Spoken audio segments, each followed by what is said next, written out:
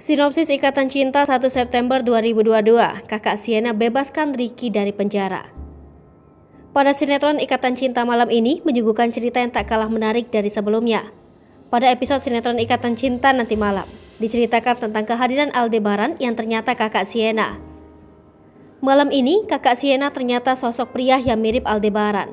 Sosok pria yang mirip Aldebaran itu juga yang nantinya membebaskan Ricky dari penjara. Misteri sosok Al masih belum terpecahkan. Apakah pria yang mirip Aldebaran dilihat Reina adalah Aldebaran asli yang lupa ingatan karena kecelakaan pesawat atau bukan? Yang pasti, sosok mirip Al tersebut akan muncul sebagai kakak Sienna. Kakak Sienna di sini belum diceritakan apakah dia kakak kandung atau kakak yang diangkat karena berhasil menemukan Al dalam kecelakaan pesawat.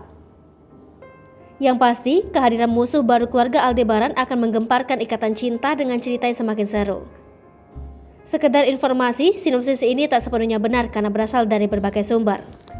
Hai pemirsa Sri Popo TV, jangan lupa komen, like, dan subscribe, serta tonton terus berita-berita terupdate lainnya ya.